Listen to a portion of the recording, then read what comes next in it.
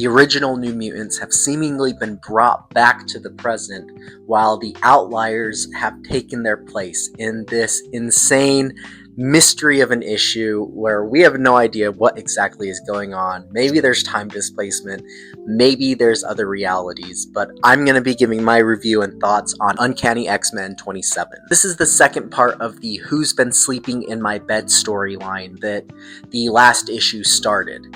And we have no idea what's going on. The last issue basically set up that the Outliers, the team of young mutants who the Louisiana-based X-Men were training, have somehow woken up in either a different reality or back in time, and now they are the New Mutants, rather than the original New Mutants team. And so they're at the X-Mansion, they're with Moira McTaggart, which makes no sense because the X-Mansion in the current time is a prison for mutants. And this picks up after that. Upon reading this, I'm starting to kind of figure out what's happening, but it still leaves so many questions unanswered. This issue picks up with some characters we have not seen in a while.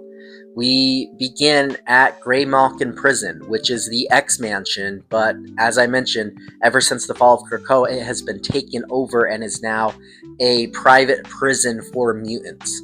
And so we pick back up with Corina, who is the warden of that prison, and Philip, who is a mutant that is working for her.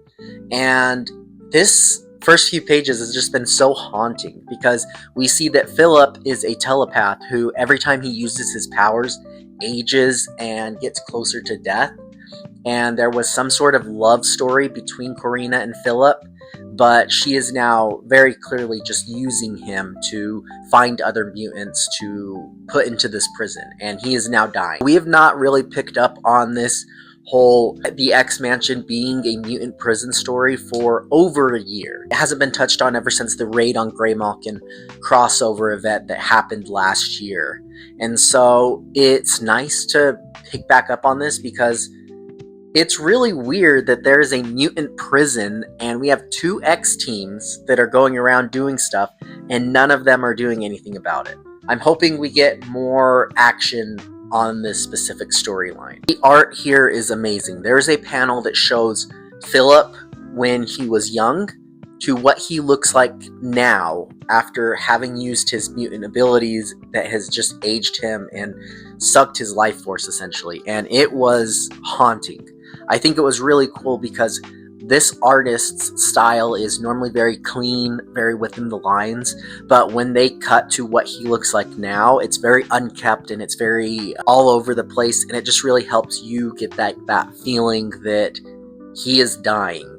And as I mentioned, the entire Corina and Philip love story is just so haunting, if you could even call it a love story. One downside of waiting so long to touch back on this is I can't remember who Prisoner X is. Prisoner X is someone who they keep talking about like it's a mystery and they don't want this person to get out because they are very powerful.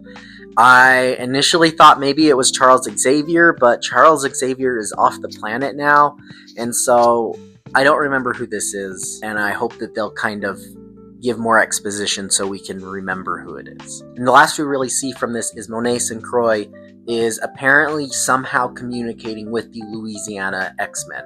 And so maybe there's going to be some type of breakout. Maybe that is influencing why the reality looks so different. Maybe there's some sort of like mind changing from like telepathy or something like that. But that's the last we see of this. Then we go straight into the Outliers, who are now the New Mutants. It's set back when the New Mutants run was going, and it's really cool. It shows them in the Danger Room being trained by Moira McTaggart.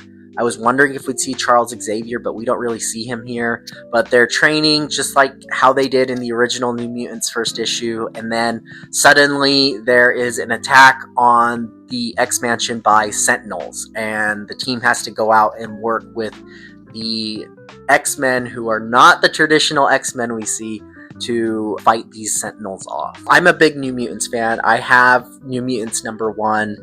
It's in horrible condition, but I had to pick it up just because I really love New Mutants, and so it's really cool that this is paying homage to that by having almost beat for beat the new Outliers who are now the New Mutants, doing what the New Mutants did in that issue with the Danger Room. And it's a really great way of showcasing everyone's powers for maybe new readers who aren't familiar with the power set of the Outliers. So it was indicated in the last issue that the Outliers have no idea who each other is, and so they're like starting from scratch. And I was a little worried that that was going to take a long time, because I really do like the dynamics they have with one another, and I didn't want to have to re-go through all of that since these are relatively new characters and we just barely got them to a place where they're able to have great dynamics. But right off the bat, you can kind of see that even though they don't know each other up front, there's a hint of that relationship. We have Death Dream calling Ransom his brother because that's been developed, and then we also have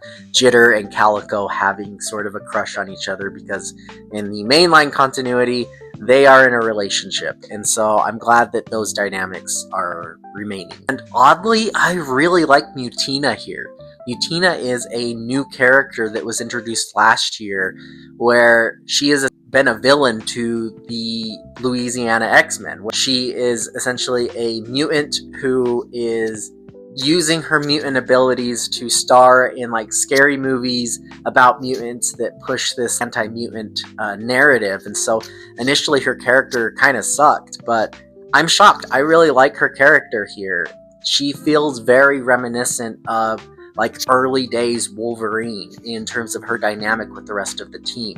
She's very much that like violent loner type who challenges authority, and I just think it's kind of funny because she's kind of fitting that Wolverine role on this team. And so I wonder what they're going to do with her character moving forward. Finally, we pick back up with the Louisiana X-Men, the team that's led by Rogue, and they are clearly very worried right now because they realize that the kids are gone, the Outliers are missing, and so they're going all over the place trying to find them. Rogue, who is essentially the leader of that team, is very stressed out. We see Gambit make a deal with the Vig, who is a villain that was introduced last year to Gambit, essentially saying, hey, look, if you can help me find these kids, I'll give you half the proceeds of the Thieves Guild. So he's working with an enemy, they're trying to find these kids, and they come home to Haven House, where they're staying, to find none other than the original New Mutants.